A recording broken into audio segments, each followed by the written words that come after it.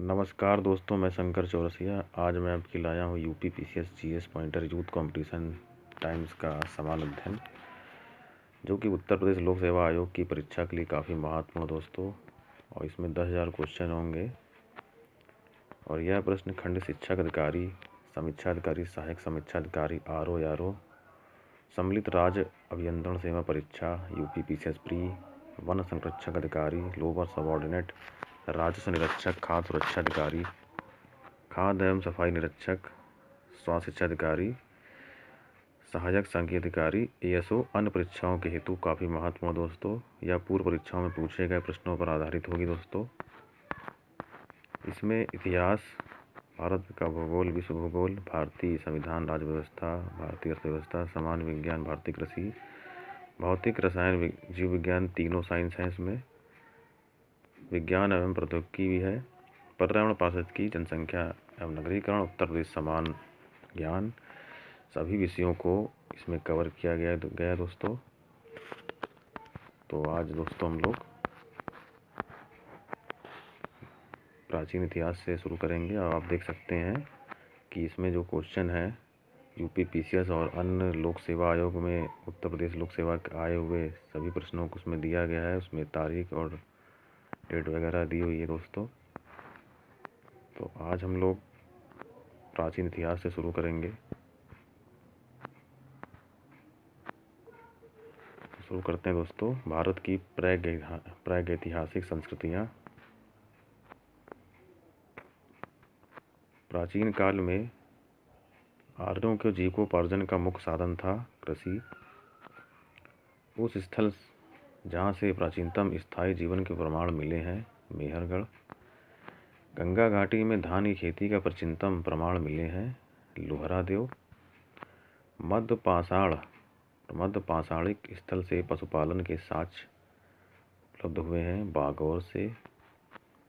मध्य पाषाण काल में पशुपालन के प्रमाण मिलते हैं लिखनिया में। मध्य पाषाणिक प्रसंग में पशुपालन के प्रमाण जहाँ मिले हैं वह स्थान है आदमगढ़। उत्खनित प्रमाणों के अनुसार पशुपालन प्रारंभ हुआ था मध्य पाषाण काल में। मृत्यार्थ रहित नवपाषाणिक स्तर प्रकाश में आया है गुप्त कराल से। खाद्यान्नों की कृषि सर्वप्रथम प्रारंभ हुई थी नवपाषाण काल में। नवपाषाण कालीन गर्त निवासियों के अवशेष मिले थे बुर्जहोम गुप्त कराल से। राग का टीला नवपाषाणिक स्थल से संबंधित है संगनकल्लू। भारतीय उपमहाद्वीप में धान की खेती के प्राचीनतम साक्ष्य प्राप्त होते हैं विंध्य क्षेत्र। मानव द्वारा सर्वप्रथम प्रयुक्त अनाज था जौ। वस्त्रों के लिए कपास की खेती का प्रारंभ सबसे पहले किया भारत ने। बृहद पाषाण स्मारकों की पहचान की गई। मृतक को दफनाने के स्थान के रूप में एक ही कब्र से 3 मानव कंकाल निकले हैं दमदमा से। विंध्य क्षेत्र के वह शिलाश्रय जहाँ से सर्वाधिक मानव कंकाल मिले हैं लिखनिया। भारत में वह शिलाश्रय जहाँ सर्वाधिक चित्र प्राप्त हुए हैं भीमबेटका। दंधेरी एक परवर्ती हड़प्पीय पुरा स्थल है पंजाब। ताम्र पाषाणिक स्थल नवदा टोली अवस्थित है मध्य प्रदेश में। गैरिक मृदभांड पात्र ओसीपी का नामकरण हुआ था हस्तिनापुर में। भारत का वह स्थल जहाँ खुदाई में लौह धातु के प्रचलन के प्राचीनतम प्रमाण मिले हैं अतरंजी खेड़ा।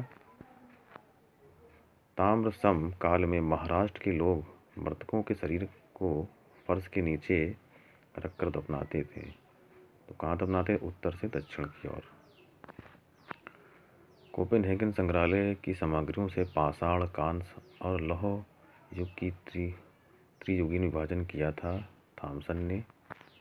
भारत में प्रथम पूरा पाषाणिक उपकरण की खोज करने वाले रॉबर्ट ब्रूट थे एक भूगर्भ वैज्ञानिक। ताम्र पाषाणिक स्थल नवदा टोली का उत्खनन किया था एच.डी. संकालिया ने। आइए देखते हैं सिंधु सभ्यता और उसकी संस्कृति। सिंधु सभ्यता संबंधित है आद्य ऐतिहासिक युग से। हड़प्पा संस्कृति की उत्तरी सीमा का निर्धारण करता है मांडा। सिंधु घाटी सभ्यता का वह स्थान जो अब पाकिस्तान में है हड़प्पा। सिंधु घाटी सभ्यता की विकसित अवस्था में वह स्थान जहाँ घरों में कुओं के अवशेष मिले हैं मोहनजोदड़ो। सैंधो सभ्यता के महान स्नानागार प्राप्त हुए हैं मोहनजोदड़ो।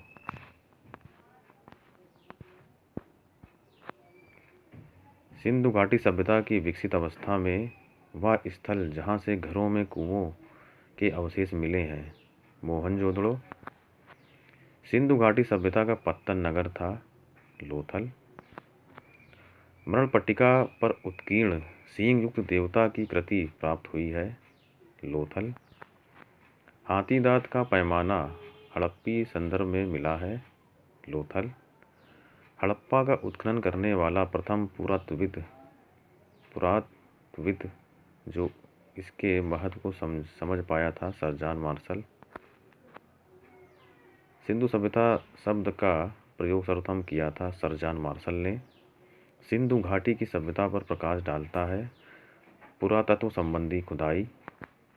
सिंधु सभ्यता से संबंधित केंद्र जो उत्तर प्रदेश में स्थित है आलिमगीरपुर एवं हुलास। हड़प्पा सभ्यता स्थल लोथल स्थित है गुजरात में। हड़प्पन संस्कृति के संदर्भ में शैलकृत स्थापत्य के प्रमाण मिले हैं धौलावीरा।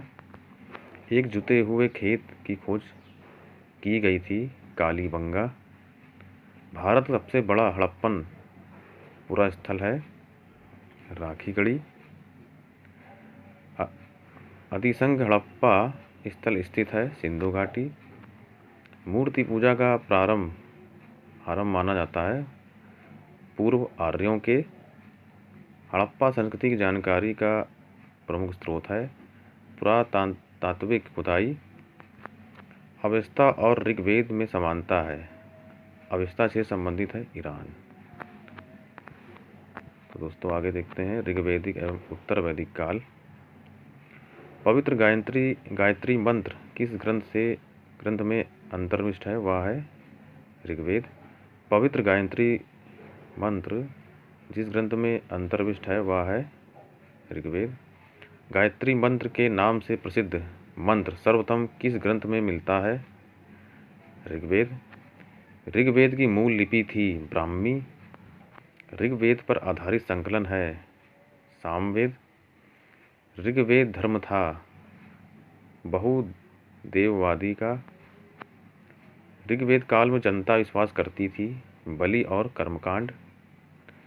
गोत्र शब्द का प्रयोग सर्वप्रथम हुआ था ऋग्वेद में।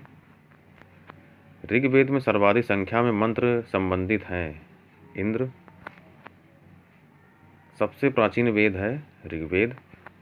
वह वैदिक धर्म जिसमें वर्ण शब्द का सर्वप्रथम नामोल्लेख मिलता है ऋग्वेद। ऋग्वेद में उल्लेखित यव शब्द किस कृषि उत्पाद हेतु प्रयुक्त किया गया है जौ। वह नदी जिसके किनारे ऋग्वेद में उल्लेखित प्रसिद्ध 10 राजाओं का युद्ध लड़ा गया था परुष्णी रावी नदी। ऋग्वैदिक काल के प्रारंभ में महत्वपूर्ण मूल्यवान संपत्ति समझा जाता था गाय को।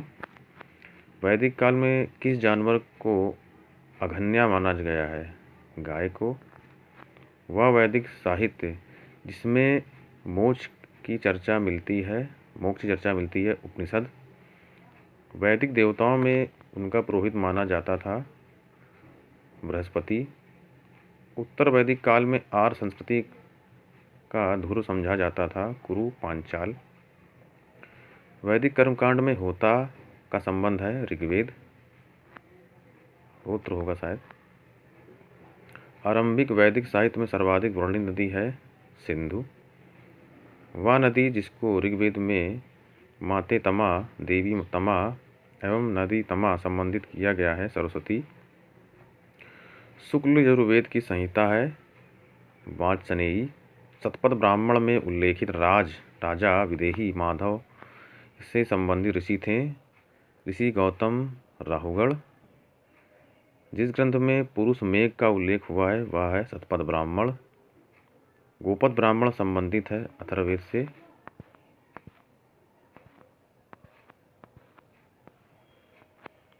आयुर्वेद अर्थात जीवन का विज्ञान का उल्लेख सर्वप्रथम मिलता है अथर्ववेद में। वह उपनिषद जिसमें पहली बार निराशावाद के तत्व दिखाई देते हैं मैत्रायणी। भारतीय प्रतीक पर उत्कीर्ण सत्यमेव जयते लिया गया है मुंडकोपनिषद से। जिंद अवस्था और ऋग्वेद में समानता है। जिंद अवस्था संबंधित है ईरान। प्राचीन भारत में निशाका से जाने जाते थे स्वर्ण आभूषण। 14वीं सदी ईसा पूर्व का एक अभिलेख जिसमें वैदिक देवताओं का वर्णन है प्राप्त हुआ है भोगजकोई एशिया माइनर। मनुस्मृति मुख्यतः संबंधित है समाज व्यवस्था से। वह उपनिषद जिसमें आध्यात्मिक ज्ञान के विषय में नचिकेता और संयम का संवाद प्राप्त होता है कठोप उपनिषद से। ऋग्वेद में वह नदी जिसका उल्लेख अफगानिस्तान के साथ आर्यों के संबंध का सूचक है कुभा और कुरुमु। सर्वाधिक ऋग्वैदिक सूक्त समर्पित है इंद्र। आर शब्द का शाब्दिक अर्थ है श्रेष्ठ। अर्धव्यू का अर्थ था यज्ञ करने वाला पुरोहित। उपनिषद काल के राजा अश्वपति शासक थे कैकेयी के। सर्ग प्रतिसर्ग वंश मनवंतर और वसानुचित संकेतक हैं पुराणों के। भारत का प्रथम विधि निर्माता माना जाता है मनु को। प्राचीन काल के महान विधि निर्माता थे मनु। कौसे शब्द का प्रयोग किया गया है रेशम के लिए। क्लासिकीय संस्कृत में आर शब्द का अर्थ है एक उत्तम व्यक्ति। ऋग्वेद है स्त्रोतों का संकलन। तो दोस्तों आज का वीडियो यहीं तक था। अगर वीडियो पसंद आए तो लाइक करिए, सब्सक्राइब करिए। धन्यवाद।